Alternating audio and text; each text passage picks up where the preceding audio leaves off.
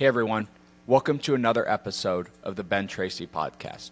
On this show, I interview thought leaders, families impacted by online harms, and other people that I find interesting. The goal is to educate, to motivate, and chart a new path forward through real stories and real conversations. My guest today is Nicole Runyon.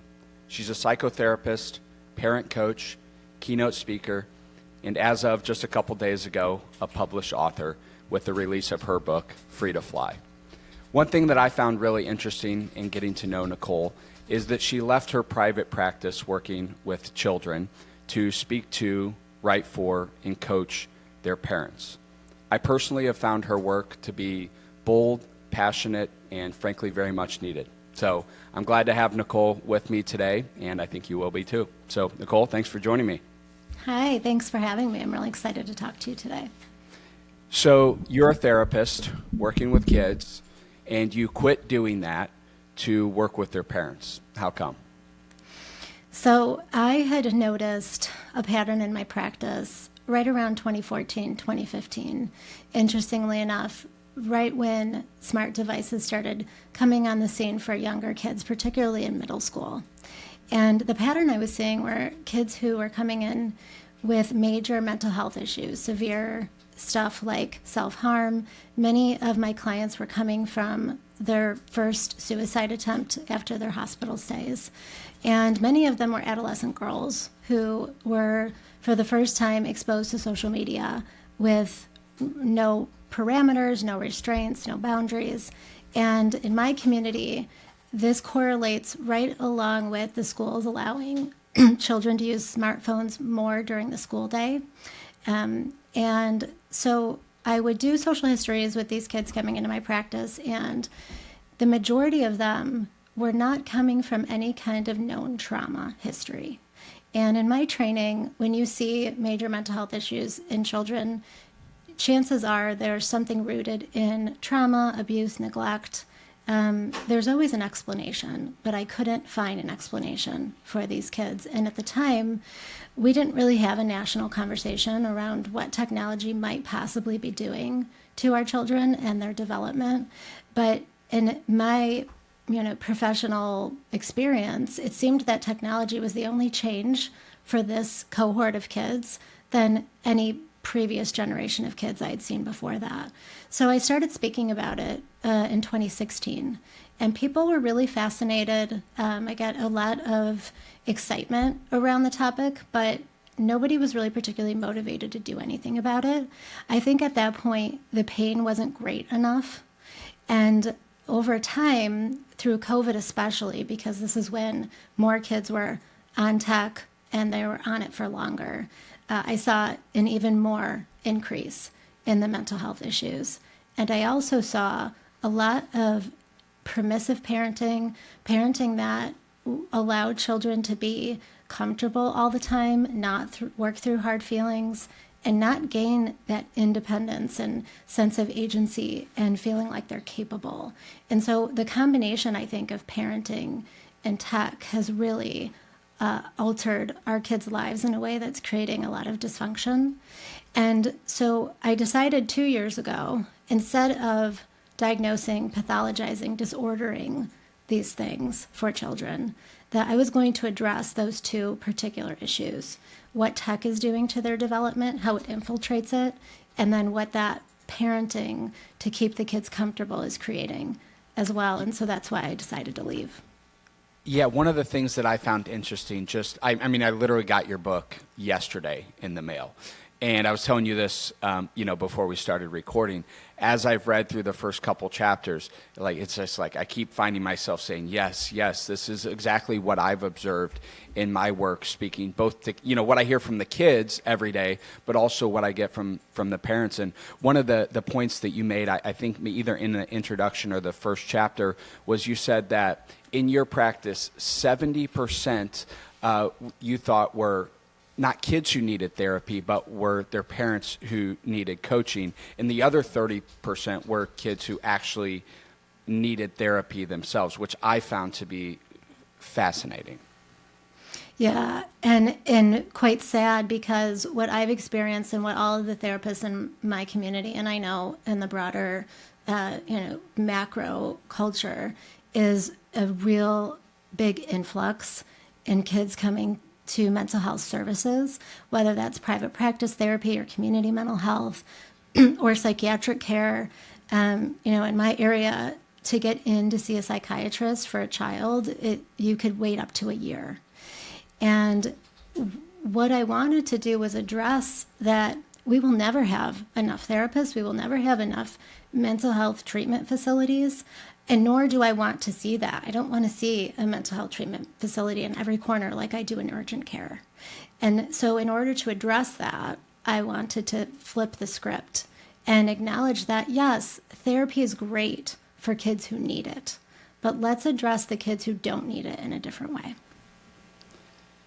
So with not being able to have access to therapy, is it only just how many kids are coming in, or is it also the fact that once they come in, they never leave?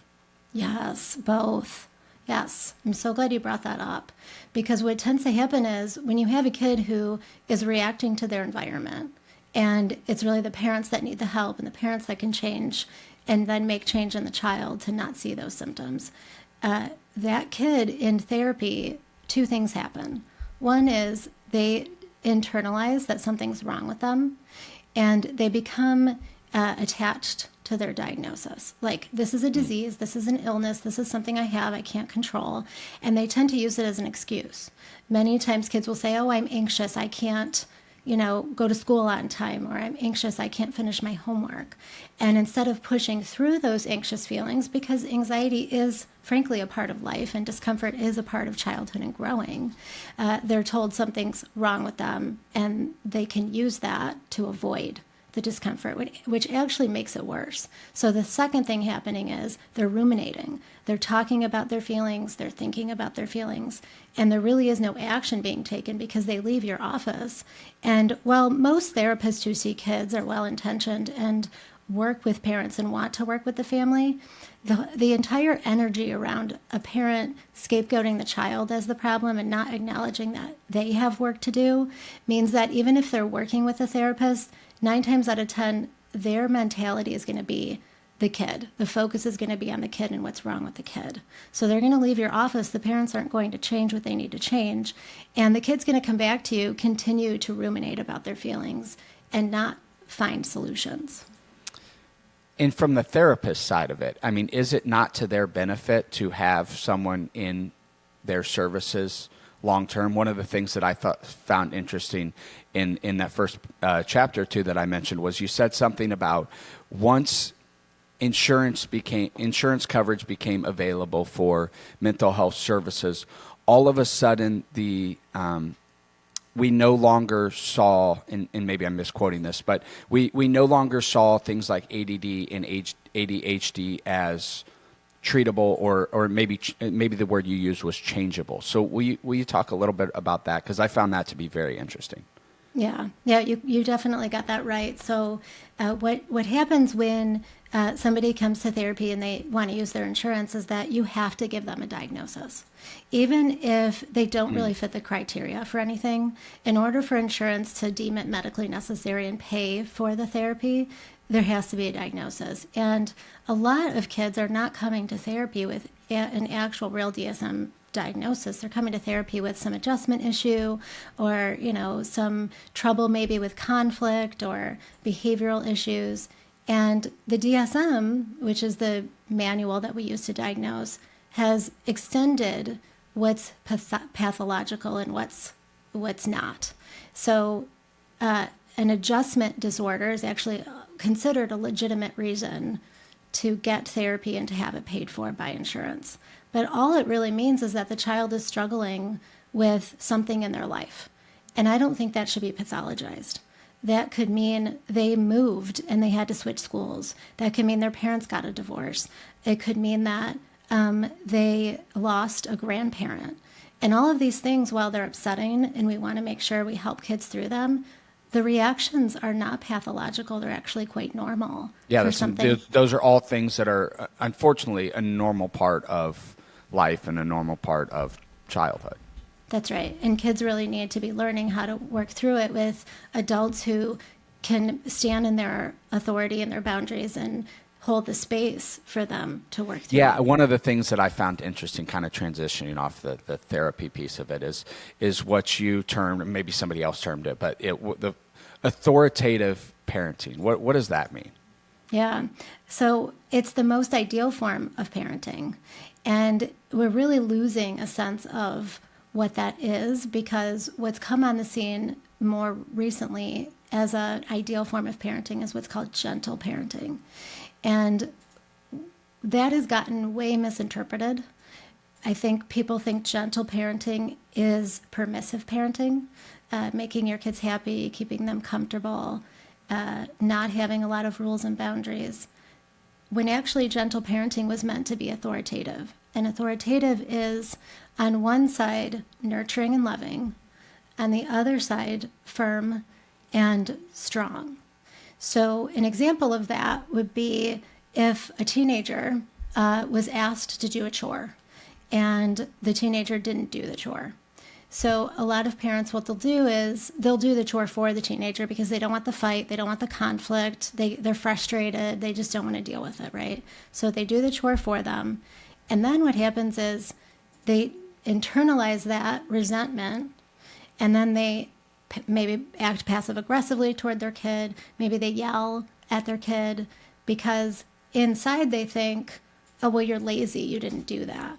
When actually it was the parent's responsibility to exert the patience, to have the structure, to be strong, and do it in a loving way, right? So no, you have to get out of bed and you have to mow the lawn because you were asked to do that. And you have to do that by 9 a.m. Thank you very much. And so that's the most ideal form of parenting, is like, no, you don't let them off the hook. You allow them to be uncomfortable, but you do it in a loving way. You don't have to yell. You don't have to be authoritarian, and I think when people hear the word discipline or structure or tough love, they think of that. They think of corporal punishment. They think of yelling. And none of that needs to happen in authoritative parenting. Yeah, no, that's so interesting. And, I don't have kids, and you do, which I think is one of the reasons I wanted to have you on, because I have these like outside observations as someone who is like, grew up without, and we'll talk about technology, but like grew up without technology and then got the phone in high school and social media and, made some of those kind of like first adopter mistakes, but also like I wasn't parented in the way that parents or kids are parented today. And so I have this like outsider's view, but it's like I'm not doing it day to day, right? And so I love everything you're saying, and all, backed up by both your professional work and education, but also being there, doing it, and kind of navigating these things in your own life. But yeah, it is just so different than how I was parented. And like I think big picture, my view is like that parents want to be their kids' friend more so than the authoritarian or whatever you want to call it, often like to the detriment of their child's safety and well-being. That's kind of what I've observed. So I'm just like curious, like your thoughts on that, of like where is that balance? And then we can talk about that like big picture, and then like as it relates to technology and phones and social media. Yeah, absolutely. I think you're spot on there, that I think parents do want to be their kids' friends. Moms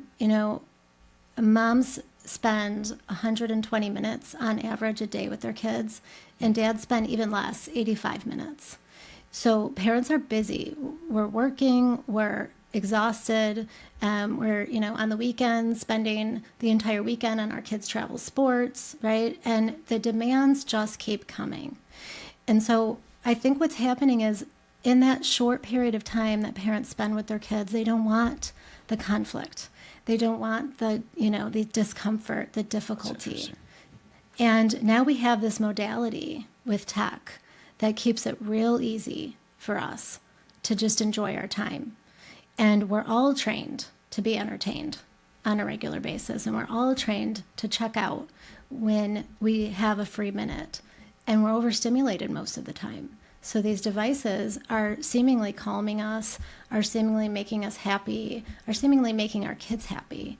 But what they're doing is they're disconnecting us that much more.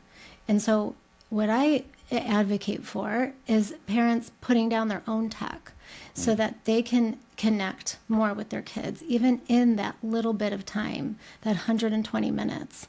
There's so much that parents can do to get to the other side of maybe something hard with their kid or some discomfort or some pain. And once you can get to the other side of that, that connection is really what makes us calm and causes us to feel relief from being overstimulated and busy all the time. Oh, that's interesting. I get a lot of parents who come to me and say, well, my child is confused about themselves or the world, and I don't understand that because we teach them these things and these values in our own home. We send them to this school where those things are being taught.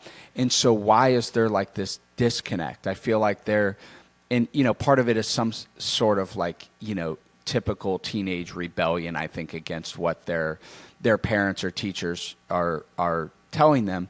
But I think there's also this, what I view as like a confusion because of just the content that children are being exposed to on particularly social media apps. When you mentioned the 120 minutes a day for mothers and being with their child, and what did you say, 85 minutes for dads? For dads, yeah. And then you juxtapose that to social media, and the average teenager spends 4.8 hours a day on social media apps. And so I was thinking about that this morning. It's like, okay, if 4.8 times 365 days in a year, that's what, 1,700 some odd hours a year on social media apps, right? And then you think, okay, well, let's look at schools. Okay, I think the average is about 180 days a year in school, times that by 8 hours a day in school, that's 1450 something. So just as a baseline, they're getting 300 hours a year more, in terms of content, just on social media apps than what they're getting. And then you compare that to the parent, right? What is 2 hours? We're talking about 700 hours, right? So we're talking 1,000 hours a year more on a social media app, give or take, than what they're getting with their parent, like best case scenario. And I think, just my personal opinion, that has to contribute in some way to this confusion and maybe disalignment of values between the parent and the child. Do you have any thoughts on that? Yes, 100%. I talk about this a lot where, what's happening to our kids is they're being more influenced by media and outside sources now more than ever, more than they're being influenced by their parents. And not just parents, but extended family as well. A lot of people are disconnected from their extended family. Maybe they moved away for a job or, for a different experience. And, they're connecting to their family only online or through FaceTime. Kids are not getting that intergenerational mentorship that we used to get. And I even think about that in the context of how Gen Z, do you know that hashtag, okay, whatever, boomer? I don't know if it's cool anymore, but it was for a while. Yeah, I think okay boomer might even be outdated at this point. I don't know. There's another one coming, I'm sure. No doubt. Yeah. But that one, whenever it was, I know it was on the scene at some point. See, I'm getting old, so I'm losing touch. But the way I interpret that is, they don't think that they have anything to learn from the older generation because they have access to the internet, right? If I wanted to know something, I know you're younger than me, but you may even have had this experience earlier on. If I wanted to know something, I had to either ask my parent, my grandparent, or I had to look it up. I actually had to go to the library and find, this is going to age me, an actual encyclopedia. Right. And even then, there wasn't loads and loads of information on the thing that I wanted to know. And now these kids at their fingertips have searches. Well, it was Google, now it's AI. And they can find anything that they want. So what would they have to learn in their minds from the older generation? And so, yeah, those family value systems, family traditions are being eroded. That's also eroding community as well. Communities have moved online. Like how many parent Facebook groups are there, as opposed to parents just gathering in person and being together in communities.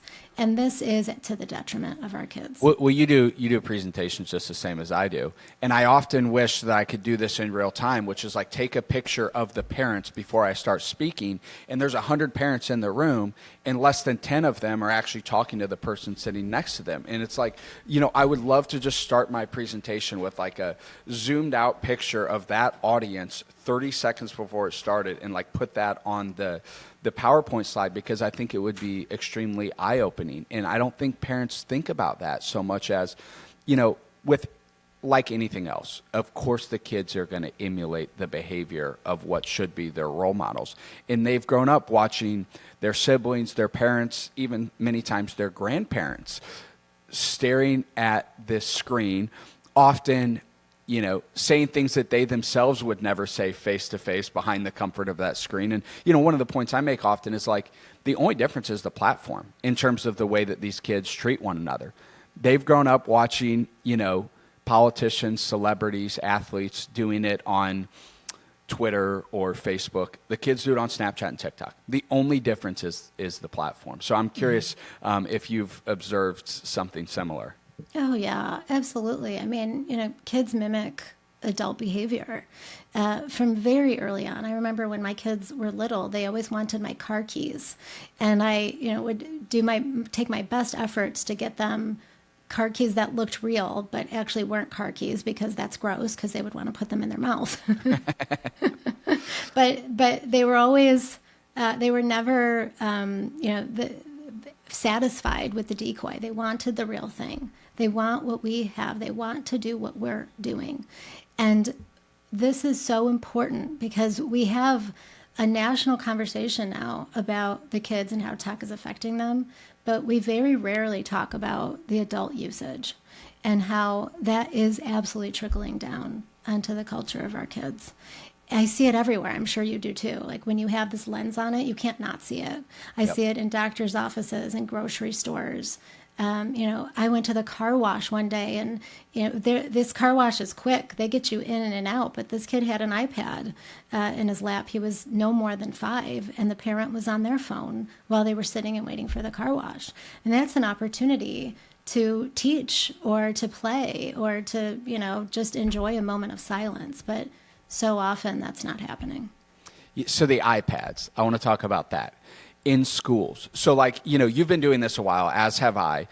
When I first started doing this, 2017, no one was having this conversation. A few people here and there. I found this lady named Jean Twenge, who was and maybe I'm saying her name wrong, but she was a professor at San Diego State, I think, was doing some very initial research on, the effects of smartphones and social media, but there wasn't, there weren't, Jonathan Haidt's book hadn't been written, and there weren't articles coming out. And so there is a national conversation being had today. And I'm just starting to see a collective action in terms of towards safety and things like the New York phone ban from schools, which I think is a good thing. And, but at scale, I still don't think most parents are charting a different path forward, which I think is why books like yours are so important. But, when I started out doing this, schools loved to promote that they were one-to-one iPad schools.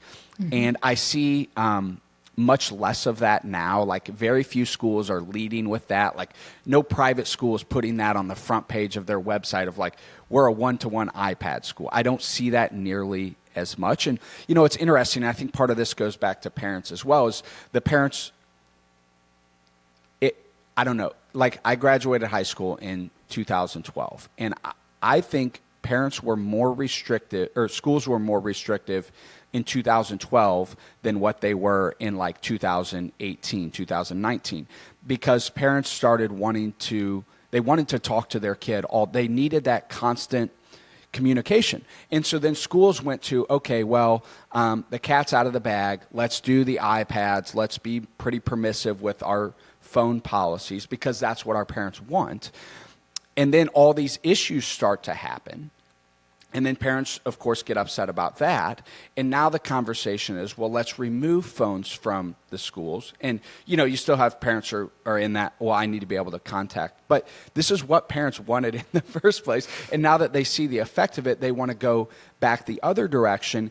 And it's up to, at the highest level, a state like New York did, a phone ban. But mostly it's at the district level, the school level, the individual teacher level to enforce whatever policy that they have. So I'm curious your thoughts on, is my observation of that correct? And also, what is the right policy for a school or a district? Oh, you're spot on. You are spot on. And I wish I would have known you back in 2016. No doubt. Because I felt like the lone wolf. But that's it was exactly... like I was like yelling into the wind for the first 5 years I did this. Me too. Absolutely. Yeah. That's exactly what my experience was. When this stuff first came on the scenes, the schools took a hard stand. Absolutely not. This is a distraction. We are not doing this. And the parents pushed back. And the parents wanted their cake and eat it too.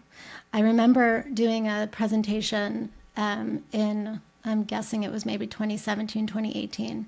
It was at a middle school, and the Q&A got really heated because a parent had confronted the principal and the counselor who were there about the fact that a lot of teachers were starting to allow free time on the devices. And the counselor, she was my hero at the time, she looked at that mom and she said, I'm sorry to say this, but you're the one sending your child to school with a phone. Mm. And it was shortly after that the schools, to your point, got permissive and said, just let it go. This is what the parents want. This is what everybody wants. We're just going to let it happen. And now we know we've reached a real tipping point with that. This is causing a ton of problems for our kids, and the schools know that. So now people might look at this situation and think it's a chicken egg. It's not a chicken egg. This absolutely started with the parents. And my whole platform is all about parents being in charge of this, parents having the power to manage this in their individual homes. And that's hard because the broader community isn't doing that. And so when you do that, you become a leader.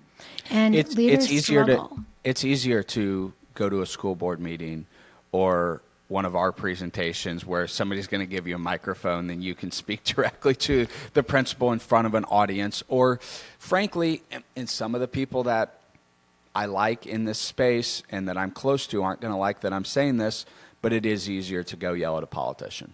It is easier to go to your state capital or go to D.C. than it is to look yourself in the mirror. And so, we work a lot with parents who've lost children to social media harms. I'm not talking about those families. They are courageously sharing their story in hopes that nobody else has to experience what they have. And I have so much admiration for that.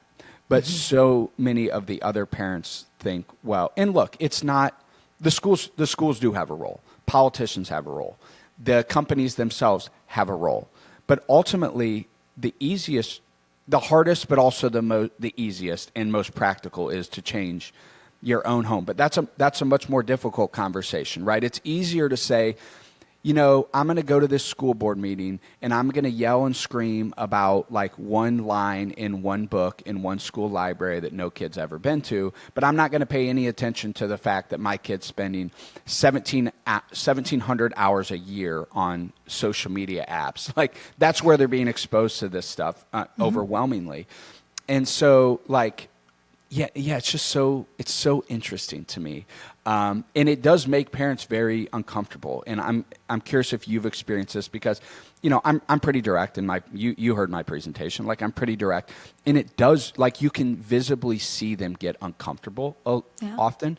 But it's like I think you mentioned earlier, once you've seen this, you can't unsee this. And so, I do feel like almost like a moral obligation to like do something about this. And it sounds like you do too. And that's why, why you left your practice. And, your book, as I've been reading through it, it is very direct. It is bold. It is, I would say, contrarian to what most child therapists who are out there publicly are saying. And so, that takes a lot of courage. But, I've been in 600 schools in the last 8 years, and I have the exact same takeaway as almost every word that I've read so far in your book. Mm-hmm. Yeah. I think you mentioned earlier that because you don't have kids, you feel like, well, maybe you don't have the right perspective on this. And I think absolutely not. I think if you were raised, before all of this, which I know you were, you see the other side of it. And all you have to be is a human to see this issue. And you're in front of these parents who have tragically lost their children to this. And that is more powerful than anything. And so I think you have a really good lens on this, and trusting yourself to know that you're doing the right thing is where it's at, because, I think this is the biggest issue of our time. Our children's health is our future, literally, and they're not well. And we need strong adults to step up, to step into our authority. We have completely lost that. And yeah, I'm saying some bold things, and you're right. Parents don't love it. They're very uncomfortable by it. And I'm saying these things to the detriment of my business, to be perfectly honest. Yeah. I had probably me too at times. Me too at times. It's not a popular opinion, and so people don't always want to hire you and pay you to say it. But you're doing what you're asking them to do, which is have the hard conversation, tell the truth, even if they don't like it. One of the things that I read in the book was eventually someday your kid will be your friend, because they will know that you told them the truth. You parented them to the best of your ability. You took the information that you had at that time and you made the best decision possible to keep them safe. And I also think the other side of that is true, where kids will often come to resent their parents who should have or did know better and still charted that path. They took that friendly approach to parenting. I mean, the amount of kids that come up to me and say, I'm a senior in high school. I can't believe that my parents let me have this phone in 5th grade. I've done everything you just talked about for the last hour. I've dealt with that in one way or another. And there is a little bit of resentment. I'm like, well, look, your parents didn't know what they didn't know 8 years ago, right? Because you and I were, two of very few people talking about this. But now they should know better. They should, handle it a little bit differently. But yeah, just the parent piece, and it does, but it makes them uncomfortable. But you are doing what you're asking them to do to their within their own family, is you're telling them the truth, and you're addressing these problems to your own detriment in the short term.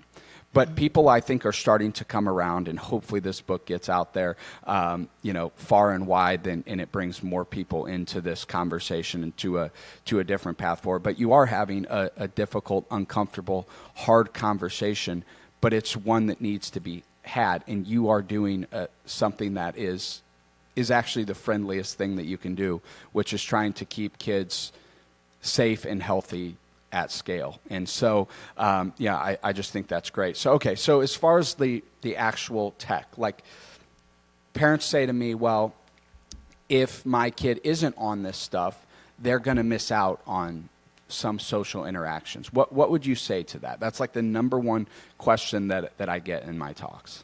Me too. Number one question. Yes.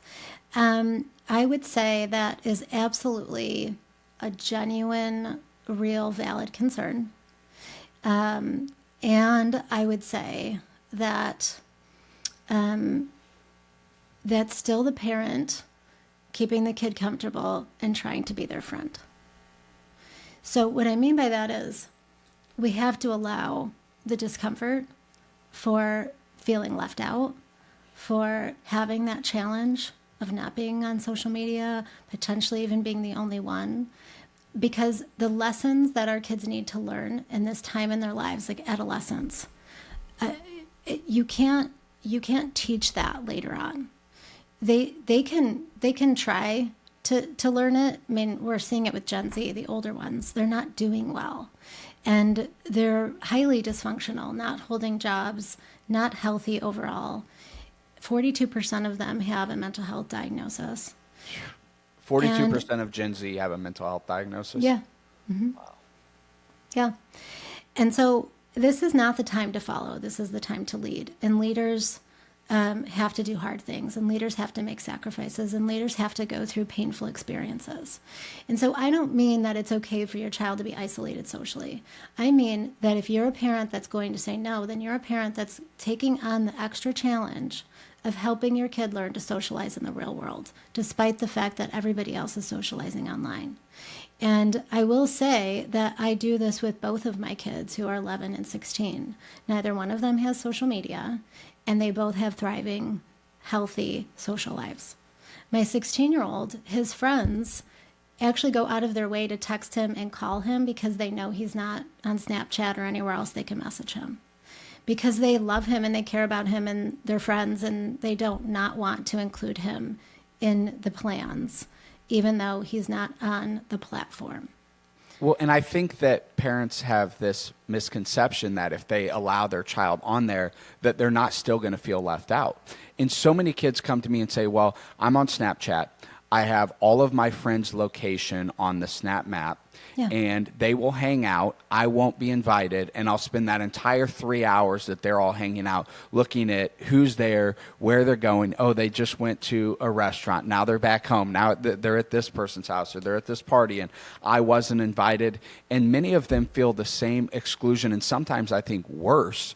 You know, we would find out if we weren't invited to something like on Monday at school, and then it would be like pretty fleeting, and they're just like watching it sitting at home like, why wasn't I invited? And then you get into that, you know, the fear of missing out and the anxiety and the comparison and all these different things. So I think even if that is the concern, giving a child this stuff doesn't actually fix that problem, and in many ways actually makes it worse. That's right. It's such a good point, because what's happening is they're not learning those social skills that they need to address those things or confront those things, right? Like you and I learned how to say to our friend, hey, like, why wasn't I invited? What's up?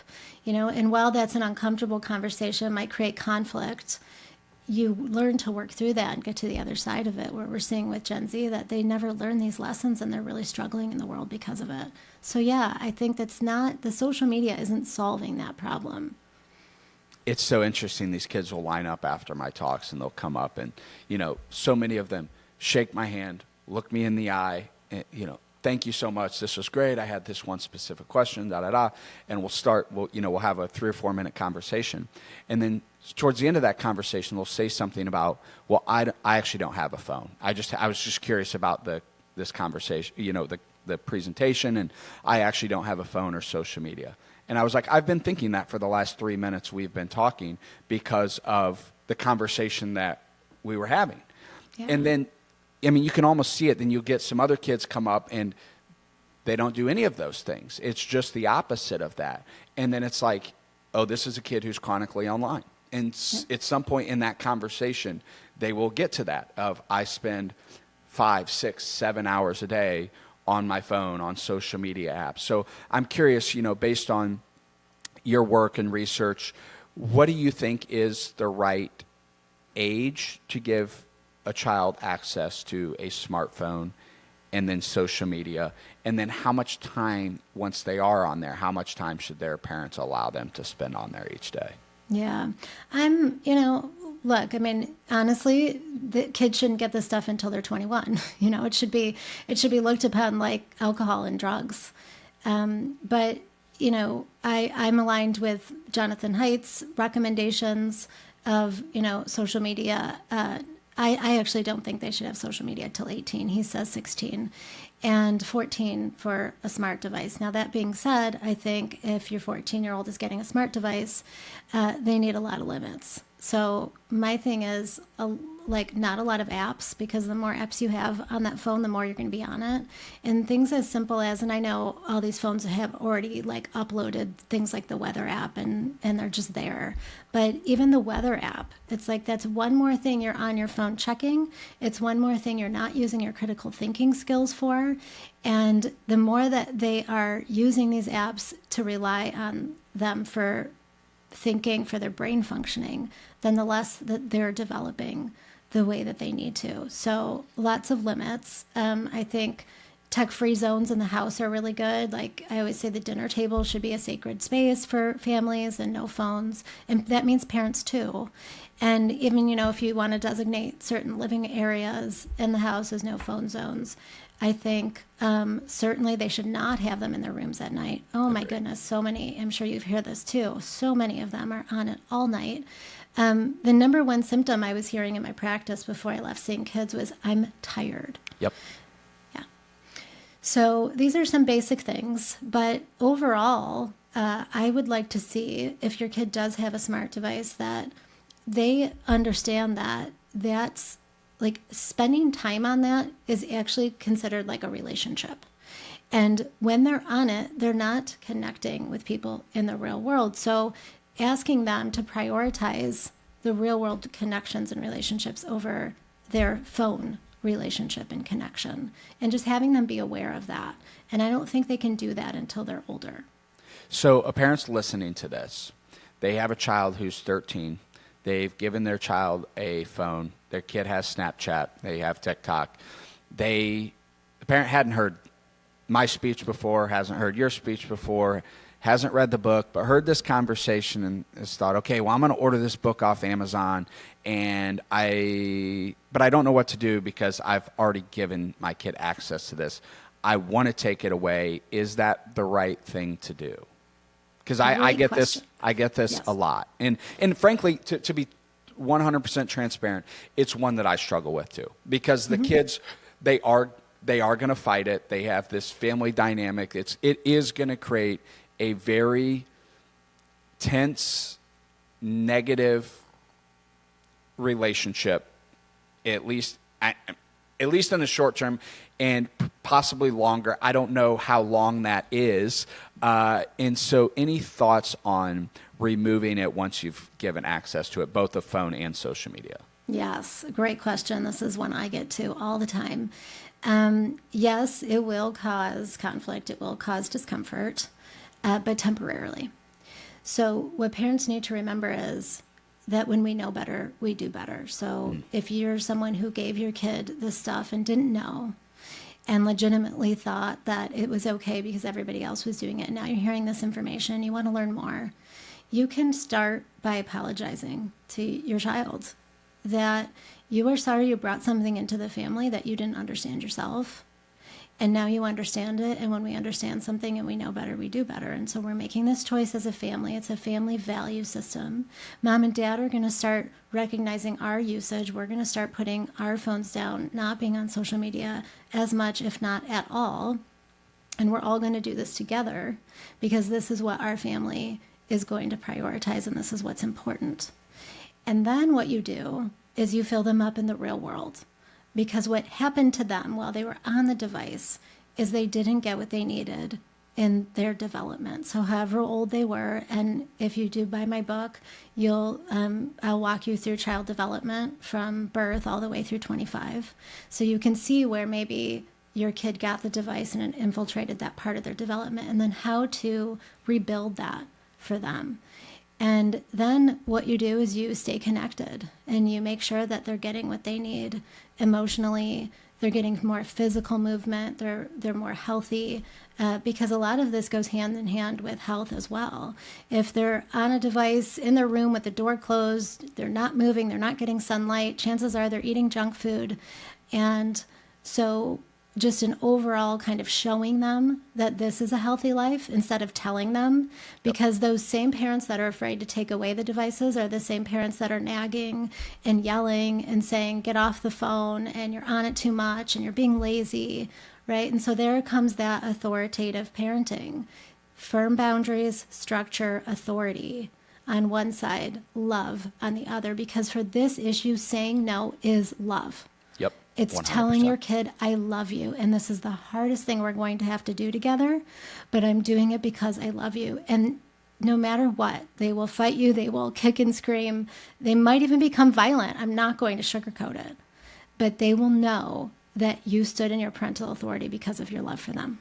Yeah. Oh, I love that. That's great. That's great. And I mean, and you're right. This does impact so many other things, right? Because it's an opportunity cost. The time you spend on that phone is time that you're not spend socializing, doing something healthy, working out, things like that. And, that was one of the things that I tried to show with the run, even if I didn't always say it explicitly, was we can't run across America if you're spending 8 hours a day on your phone, and to try and show these kids in kind of my own unique way of, you can get past a social media mistake like I made as a teenager, but there's also more healthy, productive. Now, I don't know about safe. It's probably, I don't know, being on TikTok might actually be safer than running down the highway on the side of the road all the way across America. But that was a big point of it, was to show them you have to replace this with something else. And so as someone who comes into your school and speaks and talks about these things, I also, walk the walk, and so I think that's really, really important. So, okay. So you mentioned the book. We've talked about it. Obviously, if people do buy the book, if they want to buy the book, how do they do that? Tell them again what it's called, where to go. If they want to book you to speak, what are the next steps on that front? Yep. So they can go to NicoleRunyon.com. It's my website. And there's a tab for my book. They can buy an individual book. There's also a tab for bulk orders. Like if your PTO, for example, wants to buy it in bulk, and then I can come and do a book talk with your group. And it's called Free to Fly, The Secret to Fostering Independence in the Next Generation. And, you can see the cover in the back. It's a very strong child ready to fly, because I think that's what we all want. The goal for us parents is to make our kids better than we were and launch and be okay out in the world. And this generation of kids is the first to not potentially outlive their parents because of their chronic health issues.